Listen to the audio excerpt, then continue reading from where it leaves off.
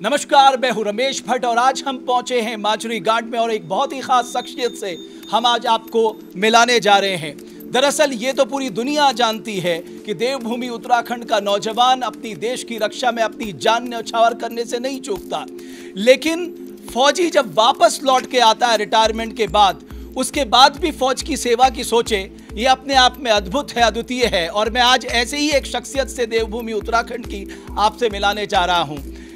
9 para special forces से जो retired हुए हैं विनोद कुमार जी, बहुत बहुत स्वागत है विनोद जी आपका। और मुझे बड़ा अच्छा लगा आपके बारे में जान के कि हमारे देवभूमि उत्तराखंड का एक जो जवान रिटायर्ड होने के बाद वो आज सैनिकों की चिंता करते हैं। तो ये मन में ये विचार कहाँ से आया कि मुझे टेक्निकल इक्विपमेंट्स बनाने चाहिए?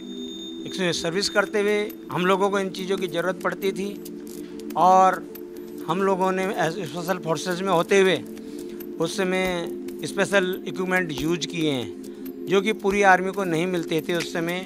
कुछ ही सिचुएशंस में और कुछ स्पेशल फोर्सेस जैसी यूनिट को स्पेशल ऑपरेशंस के लिए ही अलाउ होते हैं। तो उनके रिगार्डिंग हमें लगा कि हमारी ज़रूरतें, हमारे जवान की ज़रूरतें, कुछ और अच्छी चीज़ें चाहिए उनको, क्योंकि अगर इक्विपमेंट अच्छा होगा तो जवान कंफर्टेबल होगा, उसको ऑपरेशनल सिचुएशन में वॉक करना, चलना, मूव करना आसान होता है और थकान भी कम लगती है। तो ये चीज़ें सोच के हमने इसको आपके दिमाग में था क्योंकि आपने अच्छा एक बात बताइए, 2003 में आप रिटायर हुए, आइए मेरे साथ थोड़ा सा, मैं आपके इक्विपमेंट्स भी दिखाऊंगा।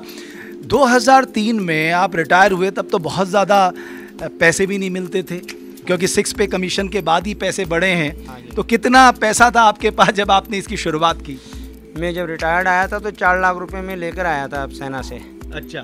तो अप्रोक्स आते ही एक गेट टुगेदर पार्टी की तो 50,000 उसमें लगा, एक बाइक खरीदी तो 50,000 उसमें लगा, तो मेरे पास 3 लाख रुपए ही बचा। अच्छा। तो उसी से मैंने इसकी शुरुआत की है। तो 3 लाख से आपने शुरुआत की? हाँ जी। और मैं बाद में पूछूंगा कि आज आपका टर्नओवर कितना है, ताकि हमारे जो युवा साथी उनको पता लगे कि अगर आप मेहनत करते हैं, अगर आप कुछ इनिशिएट करते हैं तो आपको सफलता ज़रूर मिलती है। अब मैं ये बहुत सारी जैकेट्स यहाँ पर देख रहा हूँ जिसके बारे में मैं नहीं जानता, और मैं चाहता हूँ कि आप आज हमारे दर्शकों के इनके बारे में बताएं कि इनका इस्तेमाल कैसे होता है। टैक्टिकल मैगजीन पाउच है, इसमें हम राइफल की मैगजीन्स कैरी करते हैं जब पहनकर। तो इसमें इस प्रकार हम यहाँ मैगजीन रखते हैं और ये इसमें 6 मैगजीन कैरी कर सकते हैं। अच्छा। और ये इसके साथ साथ जो ये हमने देखा, हम इसको देख रहे हैं, इसमें अभी ये हमारा ग्रेनेड्स कैरी करने के 2 ग्रेनेड्स पॉकेट्स हैं और एक इसमें हम प्लेट, जो बुलेट प्रूफ प्लेट रखने की जगह बनाई गई है। और इसके साथ हमने कुछ जगह इसमें ऐसी दी है पॉकेट्स की कि कुछ और सामान भी कैरी कर सकते हैं। और इसके बैक में हम यहाँ पर एक प्लेट्स और है, उसके बावजूद इसमें मैप कैरी करें या कुछ भी अपनी चीज़ें पंचूज होते हैं उसको कैरी कर सकते हैं। अच्छा। तो आपने ये कई तरह की, मैं देख रहा था यहाँ पर जैकेट्स बनाए हैं, मिलिट्री इक्विपमेंट्स बनाए हैं जिसको हम टैक्टिकल इक्विपमेंट्स कहते हैं। तो क्या ये सब उसी के लिए बनाए गए हैं ताकि लोग कैरी कर सके, यानी जो जवान मोर्चे पे है वो कैरी कर सके अपने साथ? यस, ये इसीलिए बनाए गए हैं, अलग अलग ज़रूरतों के लिए, अलग अलग वेपन्स की रिक्वायरमेंट के रिगार्डिंग ये तैयार किए गए हैं। जैसे मैं इसके बारे में थोड़ा बताइए कि इसमें क्या ख़ास है? इसमें हमारा ये है कि इसमें भी मैगजीन्स का है, ये बुलेट प्रूफ रखने के लिए है, इधर ये पॉकेट्स प्लेट्स के लिए है, और इसके बाद ये प्लेट्स, ये पॉकेट्स है, इसमें कोई भी और चीज़ें, मैप है, पोंचोज हैं, वो कैरी कर सकते हैं। फिर इसमें भी राइफ़ल का मैगजीन्स कैरी करना है, और बल्कि इसको हमने 2 मैगजीन कैरी करने के लिए बनाया है। हम आगे भी चलते हैं। हाँ, और ग्रेनेड्स भी हैं। ये जो आपने लगा रखा है यहाँ पर, ये यहाँ पर दिखाइए ज़रा मुझे कि ये क्या, इसमें क्या ख़ास है ये जो आपने लगा रखा है? ये हमारे जो भी टैक्टिकल गियर्स हैं, इसमें प्लेट रखने की जगह भी है। नेक्स्ट ये जो पाउचेज जिसमें पॉकेट्स लगे हुए सभी डिटेचेबल हैं, इसको हम अपनी ज़रूरत के मुताबिक निकाल सकते हैं। ये इसकी एडवांटेज है। आगे भी चलते हैं। थोड़ा सा इस जैकेट के बारे में भी मैं चाहूँगा कि आप हमें बताएं कि इस जैकेट, आप इस तरफ से आ जाएं, इस जैकेट में क्या ख़ास है? इस जैकेट्स में हम, ये रिवर्स जैकेट है, दोनों तरफ से हम इसको पहन सकते हैं। और इसके अंदर हमने पोलोफिल यूज किया है, वो हम रखने के लिए। अच्छा। सिंथेटिक होता है। और इसमें जो हमने फैब्रिक यूज किया है ये वाटर प्रूफ है, वाटर रिपेलेंट है, सबसे बड़ी बात है ब्रेदेबल फैब्रिक है। अच्छा, एक चीज़ बताइए, क्योंकि देखिए अलग अलग जियोग्राफिकल सिचुएशंस हैं, चाहे बाड़मेर की बात करें, नॉर्थ ईस्ट की बात करें, जम्मू कश्मीर की बात करें, तो उन सब चीज़ों को ध्यान में रखा जाता होगा। बिल्कुल एब्सोल्युटली उनको ध्यान में रखा जाता है। जम्मू कश्मीर में जो हमारे अल्टीट्यूड्स के एरिया हैं, स्नोफॉल्स होता है, उनको ध्यान में रखते हुए किया जाता है, जहाँ पे माइनर डिग्री में टेम्परेचर्स होता है। और नॉर्थ ईस्ट में हमारे यहाँ ज़्यादा बारिश होती है, कुछ जगह पे कुछ सिक्किम के एरियाज हैं जो कि अल्टीट्यूड्स हैं, वहाँ पे बहुत ज़्यादा स्नो पड़ती है, बहुत कोल्ड है, तो उन सारी चीज़ों को ध्यान में रखते हुए तैयार हैं। तो ये इनोवेशंस के पीछे कहाँ से आप लाते हैं कि जो समय की ज़रूरत होती है उस हिसाब से बनाते हैं? मैं खुद एक जवान रहा हूँ और कमांडोज में मैंने सर्विस की है, और मैंने 10 इयर्स का जो पीरियड्स था मैंने वो CI में को निकाला है, counter insurgency area Jammu Kashmir में। तो उसको हम रिमाइंड करते हैं, सोचते हैं कि जब हम ऑपरेशंस में रहते थे तो हमारी क्या ज़रूरत महसूस होती थी, उनको ध्यान में रखते हुए, और आज जो एडवांस इक्विपमेंट आ रहे हैं उनको भी ध्यान में रखते हुए काम करते हैं। ओके, थोड़ा सा ये बताइए, ठंड के दौर में जब बहुत ठंड पड़ती है तो जब रात को सोना होता है तो तब उसमें जो इस्तेमाल होता है उसके बारे में भी थोड़ा सा हमें जानकारी दीजिए। उसके लिए हमने स्लीपिंग बैग्स बनाए हैं, कुछ जैकेट्स हैं जो अभी हमने पहले देखी थी।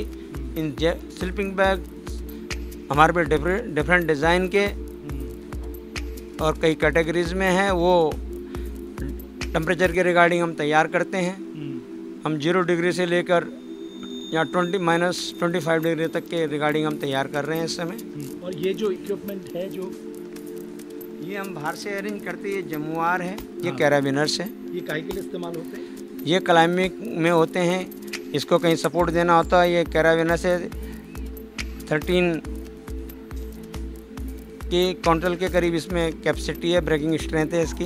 अच्छा। और ये जमुआर है हमारी, जब हम क्लाइंबिंग करते हैं या कहीं चढ़ते हैं पहाड़ियों पे या कहीं ऐसी जगह पे किसी बिल्डिंग के ऊपर, तो इससे रोप होती है, यहाँ से हम रोप डालते हैं इसमें और उसको फिर हाथ से ऊपर सपोर्ट करते हैं, ऊपर को जाती है, नीचे नहीं आती है। ओके, एक लास्ट में वो ज़रूर आपसे पूछना चाहूँगा, स्लीपिंग बैग के बारे में हमने देख लिया, एक्सट्रीम ऑल्टीट्यूड में किस तरह के स्लीपिंग बैग चाहिए, ये एवरेस्ट में किस तरह के स्लीपिंग बैग चाहिए, ये जुलू में किस तरह के स्लीपिंग बैग चाहिए। एक ये मैं आपसे जानना चाह रहा था खासकर इसके बारे में कि ये क्या है करके, थोड़ा सा सामने देखते हुए, इधर जा जी। ये भी एक टैक्टिकल बेल्ट है, और इसमें मेडिकल किट से लेके और ज़रूरत के सामान जो भी होते हैं वो उसमें डाल के ले आए जा सकते हैं, उस हिसाब से इसको प्रिपेयर किया गया है। ओके, आपने जब 3 लाख से शुरुआत की तो ये सफ़रनामा कहाँ तक पहुँचा?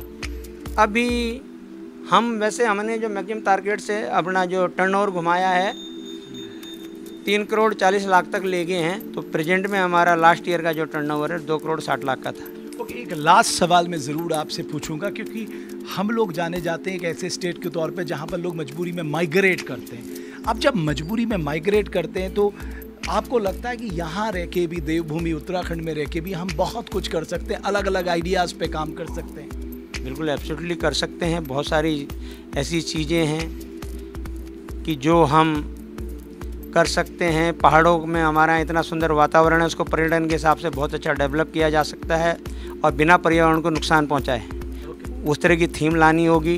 बड़े उद्योग पहाड़ों में नहीं चढ़ सकते, तो उसके लिए कुछ इस तरह की इनोवेशन चाहिए, इस तरह का टैलेंट लेके जाया जाए कि जो दुनिया हमारे पास आए। जैसे कि मेडिकल कॉलेज हैं और मैनेजमेंट कॉलेज हैं, वो पहाड़ों में खुलने चाहिए। मेरा मानना ये ऐसा है कि जिसको ज़रूरत होगी, जब कॉलेज अच्छे होंगे पहाड़ों में, जो जैसे अच्छे एक लाइन में समझे तो पहाड़ आगे बढ़ना चाहिए। हाँ। कितने लोग काम करते हैं आखिर में आपके साथ? मेरे पास इस समय 70 लोग डायरेक्ट इनडायरेक्ट काम कर रहे हैं। हाँ, 70 लोग।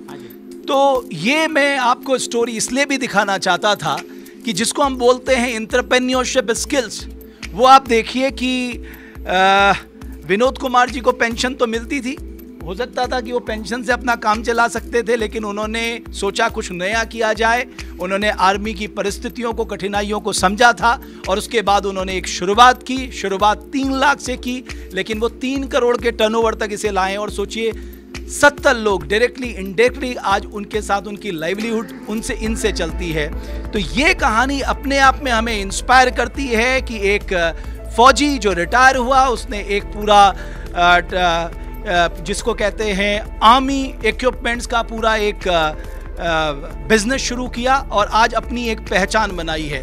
कहने का तात्पर्य यह है, हम देवभूमि उत्तराखंड में रहकर नए नए आइडियाज में काम कर एंटरप्रेन्योरशिप स्किल को लाकर कुछ कर सकते हैं, अपनी देवभूमि का नाम कर सकते हैं। बहुत बहुत धन्यवाद इस खास स्टोरी को देखने के लिए। अगर आप हमारी इस खबर को Facebook पे देख रहे हैं तो पेज को फॉलो करें और अगर YouTube पे देख रहे हैं तो चैनल को सब्सक्राइब जरूर करें।